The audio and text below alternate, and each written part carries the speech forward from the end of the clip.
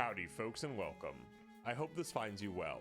Today I'm really excited to share with you my review of Stalker 2, Heart of Chernobyl. I know it might seem like the zone is nothing but darkness to you now, Skiff. But trust me, it's always sunny in Pripyat. You'll see the other side of the zone soon enough.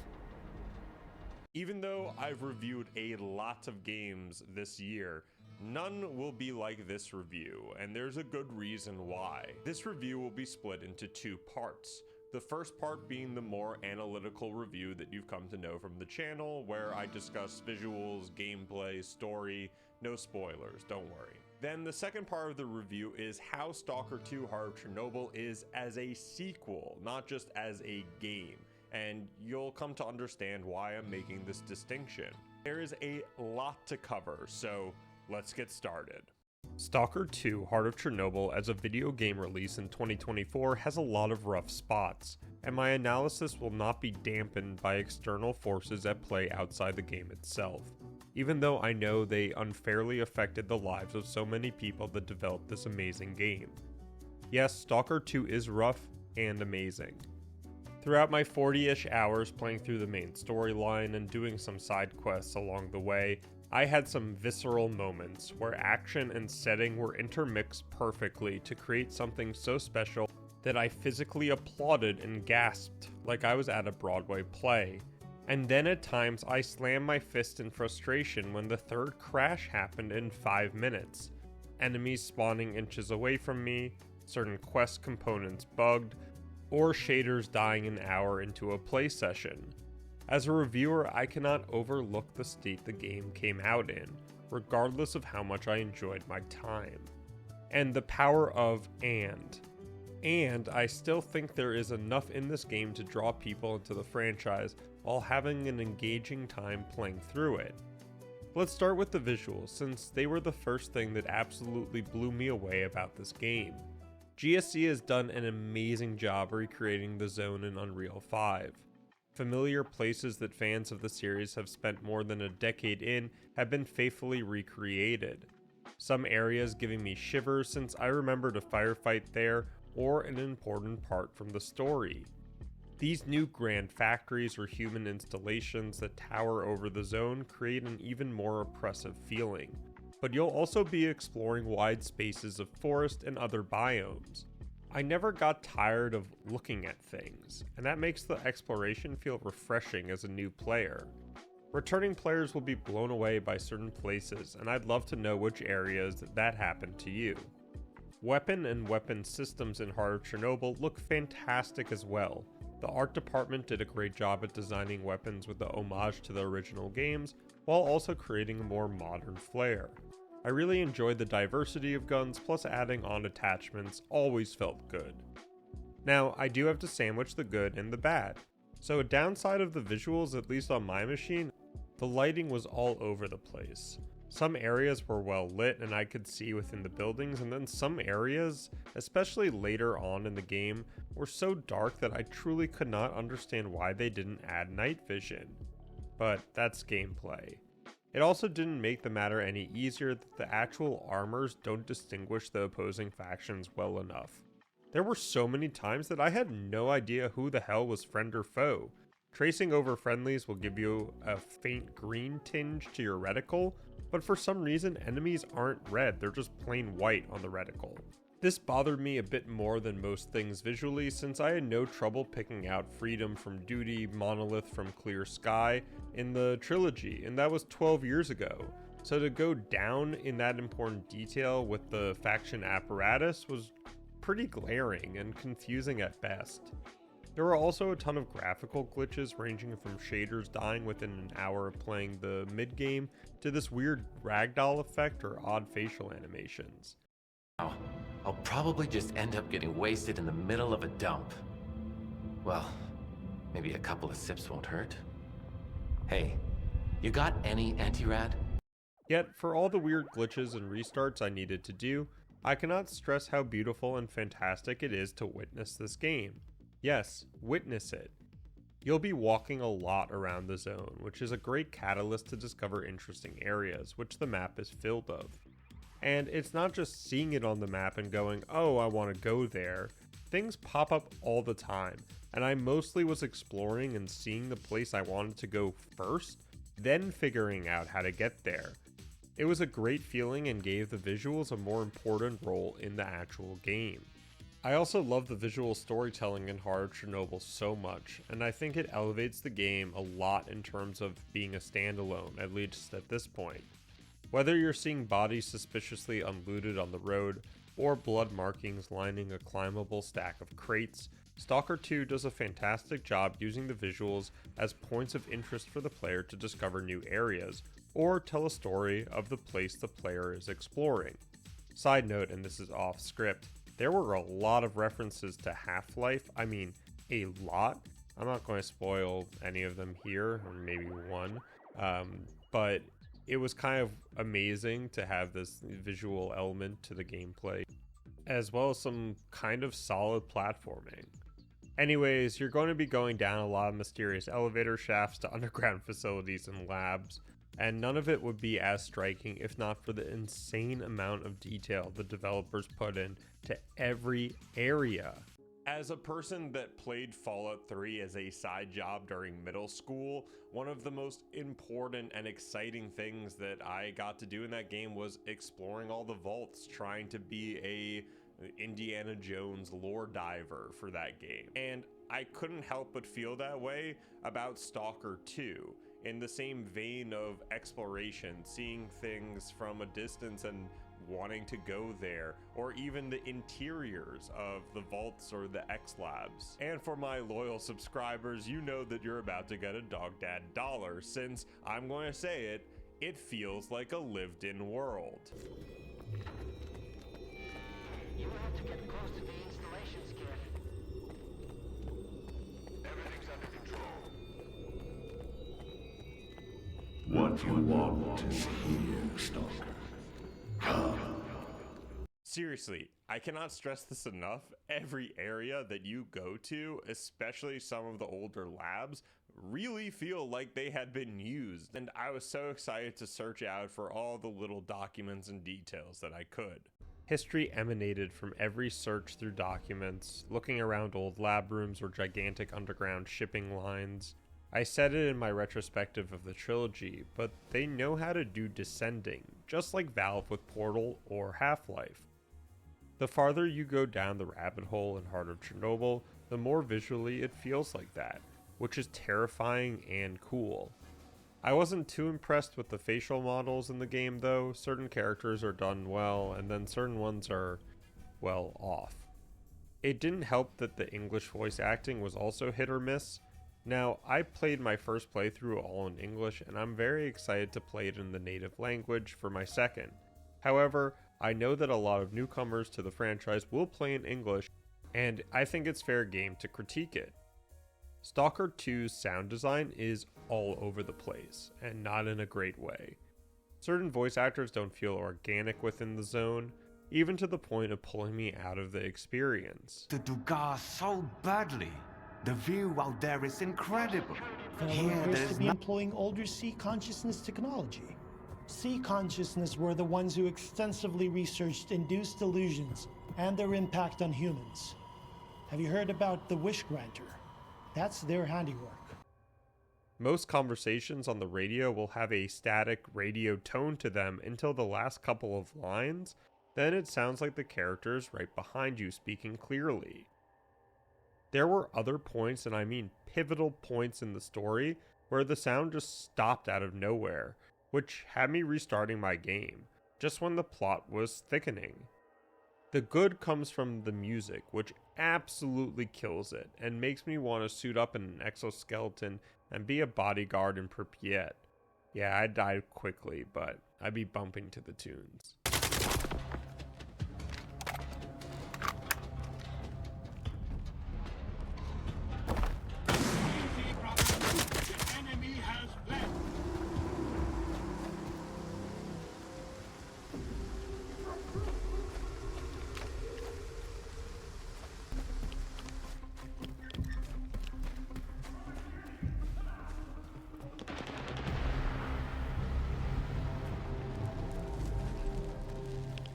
Seriously, the music and ambient soundscape are top-notch. completely Stalker. The combat music is satisfying, almost Dune-like, but the peaceful brooding sermon while walking to each destination gives you time to reflect and think on what you had just experienced, like an interlude. Unfortunately, and again, this goes back to the gameplay, which we'll get to shortly, you're going to get attacked a lot on your nice walks in the zone, and the way the AI has the tendency to pop up, you're going to be getting a lot of wild music cues quickly, maybe even before seeing the enemies that spawn 5 feet behind you. Hearing the same musical sound each time a bloodsucker decides to spawn in and chase you gets boring after a while, and their scream. For 20 hours, you got me scared, I'll give you that. But after that, I casually ran away from bloodsuckers. There are some voice actors that did a good job, and even Skiff, who I was on the fence about for a good portion of the game, somehow won me over in the end. And I don't like to harp on the hard work of people that do a job I would love to do. I wonder if the direction for the English voice acting was rushed or what went on with it, because it kind of missed. As for the sound cues being glitched, especially for main story missions, that is not a great look or feel. As I said before, visually the guns are striking and a great aesthetic vibe. They also sound fantastic as well. Each gun is distinctive in their sounds, and the umph you get when you pull off a headshot is satisfying to say the least. You also get some really good audio when a gun jams, even if you don't want it to happen. Also, one of my favorite sounds in the game was the Gauss rifle. This thing packs a punch.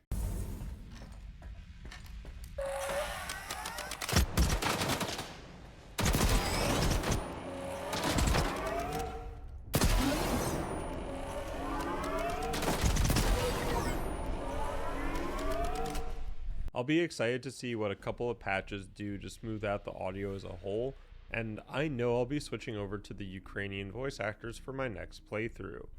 And that's a great segue into the gameplay. Heart of Chernobyl is an open-world first-person shooter.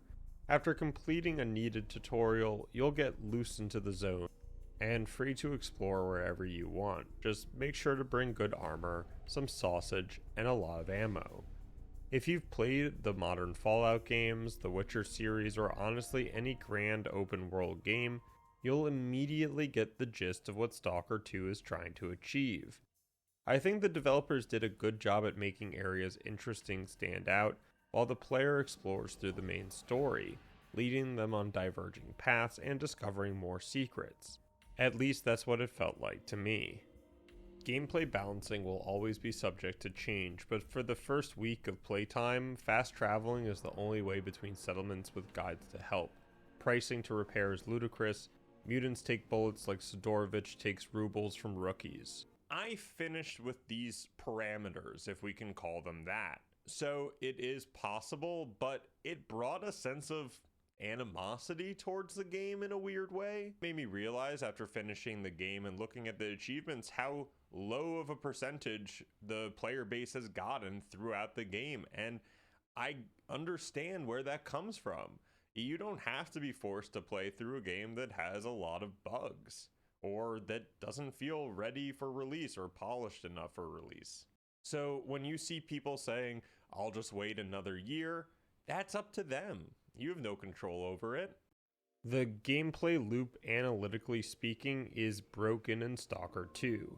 You spend too much money for repairing armor and weapons that you use for fights, which that loot doesn't outweigh the cost of fighting.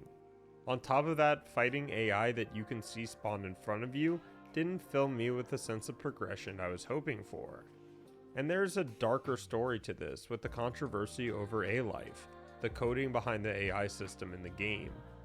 I am not going to get into that part, since having it or not having it has no effect on newcomers' experience playing this game.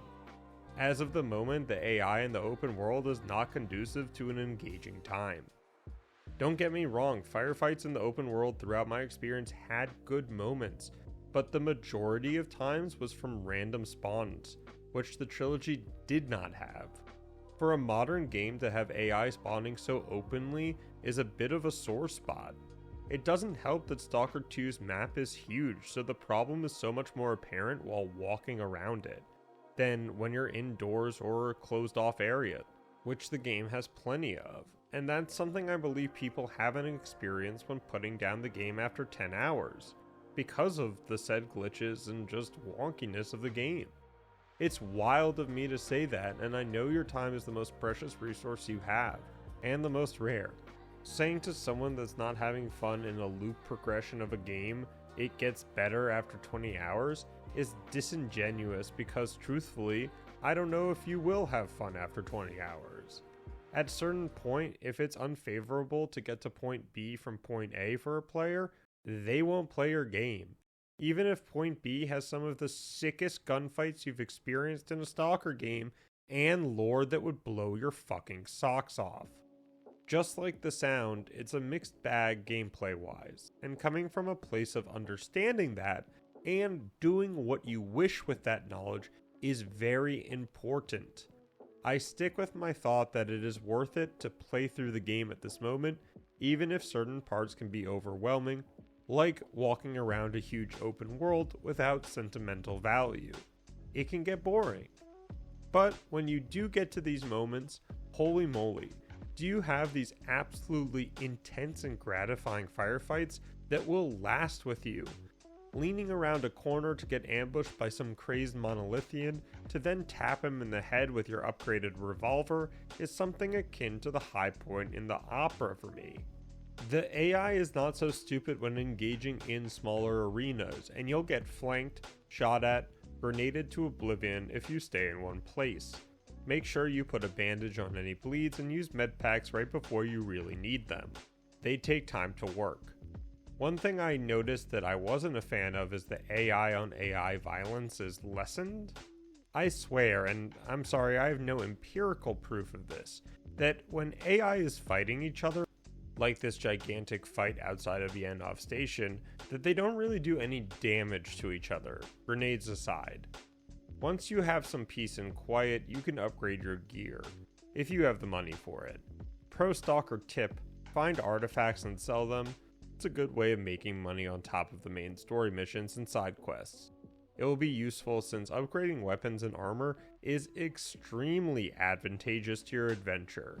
I truly appreciate how the upgraded guns felt compared to their counterparts. Weapon weights felt good, and lessening recoil or adding to the aim quickness had a profound effect, especially in close quarter combat. There is a progression system, so certain mechanics will not be able to service your better rifles. I got a sweet SVD early on, but couldn't upgrade it sadly. I guess it was for the best, since later on, oh boy, it wipes the floor with the monolith. In general for gameplay, I still think there are some major things to be addressed, and I won't get on the pitchforks bandwagon, but developers need to be more honest when it comes to systems in their games before release, regardless of studio or publisher. We'll see what the future holds for Stalker 2, but with a seemingly dedicated developer and a mod community that I know will create some beautiful and memorable creations, I think there's no limit to this world. But as of this review, there is definitely a floor. And now to the story, which again, this part of the review is through the lens of a newcomer or someone that hasn't been taken over by the monolith, aka me in about 5 minutes. Heart of Chernobyl starts out with the player character Skiff encountering a phenomenon called an anomaly. Unfortunately, it destroys his house, leaving him an artifact with a strange power. Before this event, anomalies and artifacts were all contained within the zone, a perimeter surrounding the old CNPP or Chernobyl nuclear power plant. God bless GSC for the balls to pull this, but they really don't spoon feed the player anything, even at the beginning. I was pretty happy it wasn't a rundown of events like the start of Call of Pripyat. Skiff wants to know why anomalies are appearing outside the zone, and who is to blame for losing his apartment. Now, I wouldn't be a graduated English major if I didn't take huge leaps of faith in writing about the motifs and themes in the media I review. So, the subtext for all of this is the war in Ukraine. For people writing, why doesn't Skiff have home insurance or stuff like that, there are a lot of people without homes searching for their next safe quest in the real world. For Skiff, this leads him down a wild and magnificent journey to the heart of the zone, where he meets a spectrum of people, all with different views on the zone and humanity. GSC touted before release about the choices in the game will have massive implications, and I don't think they were wrong. I sense that there are 3 endings, and knowing them, there probably is a 4th and a true ending, but I'll be scrounging for that later on. I was surprised by the bunch of story moments that really made me think about the characters I had been around, what my actions said about me as a person, and what was the truth, if that was even a possibility of the zone. The story in Heart of Chernobyl will make you think, and I know will convert some non-believers into this franchise. If you're interested in some of the lore of the trilogy, links to those videos will be down below. But the story is complicated, and I don't know if it's complicated because it's just a complicated story or it's because we're missing a lot of the pieces, and I think it's the pieces part. Trust me, for someone that went over the trilogy analytically and for the retrospective, I still scratch my head at most of the things within Stalker 2, or I had to look up who the person was or what was happening. And that's my first part of the review. In conclusion, Stalker 2 Heart of Chernobyl is an amazing game, but is far from perfect. The gameplay systems need to be refined as well as the audio and visual glitches, but what's already there is a powerful and impressive baseline that I believe will serve as a conduit for years of immersion, exploration, and most importantly, fun. But if you're not ready to pay the price, that being a very wonky game at the moment, or have no real interest in the lore, I can't fully recommend picking up Heart of Chernobyl in its current state. Now for part 2. March your ass over here, Private. Wanna hunt some mutants with a real colonel from duty, Private? Okay folks, so why the part 2? What could I possibly say differently from my analytical, straightforward review? Well, I can start out like this. If you have played the original trilogy and enjoyed the story or are interested in what happened after Strelok's interference at the CNPP or what happened to the Major, you have found your holy grail and more. Buy this game.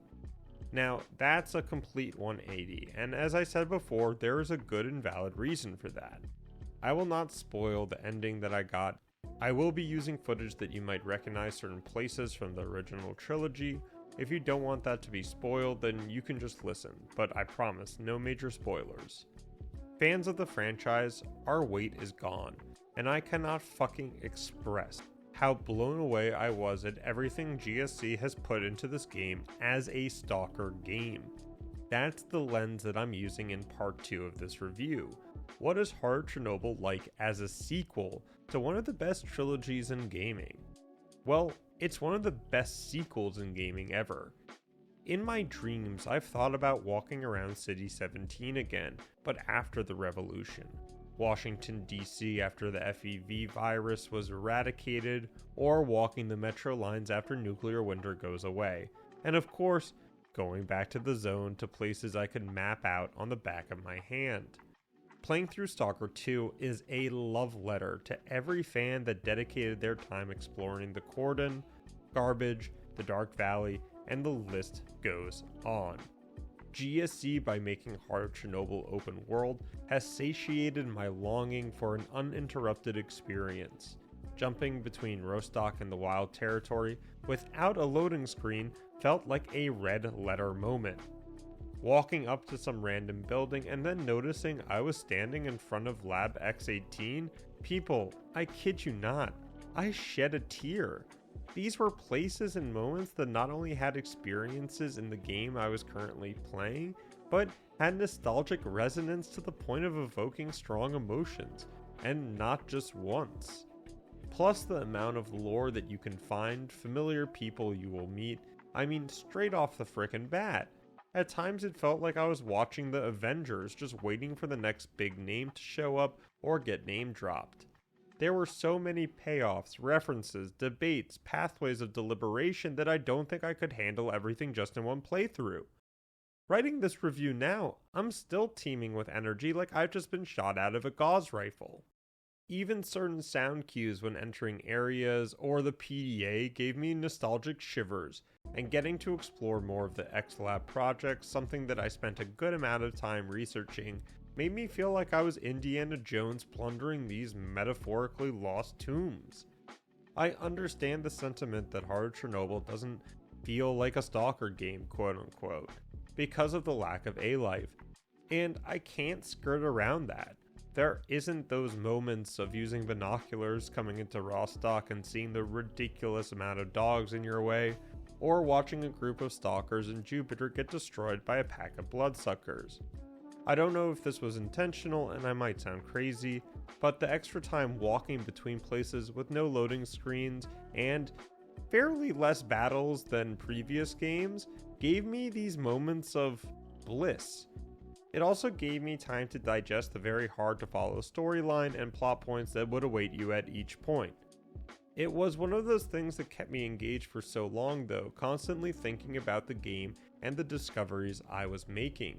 I transformed something that wasn't there and a negative into somewhat a positive. Even if at times the walking simulator gave way to frustration, especially during crashes and me forgetting to save, I can't wait to go back into the zone and explore more. The game revolves around a lot of thematic elements about free choice and questions about experience of life. We all have the choice whether to play this game or not. Experience the zone in each of her instances, good or bad, patch 1.0 or 2.57 whatever, you get the idea. And it's truly an experience. No visual glitches, hard to take voice acting, or random crashes were going to stop me from experiencing this story and finding every answer I could to so many of my questions. The best part was that I did find a lot of answers and even more questions, which for me in my profession is a very good thing. If you're a fan of the trilogy or want to know more about the game's story, I cannot recommend this game enough, and it's up to you how you view it. It's your freedom, you decide how to use it. Story and lore-wise, this is GSC's magnum opus, and we'll be delving into the forgotten tombs of the zone for years to come on my channel. Coming into Stalker 2 with absolutely no expectations other than to learn about the story and delve deeper into the lore, I had an excellent time with this game. I would love to hear your experiences where you are in the game, since not a lot of people have finished the main storyline.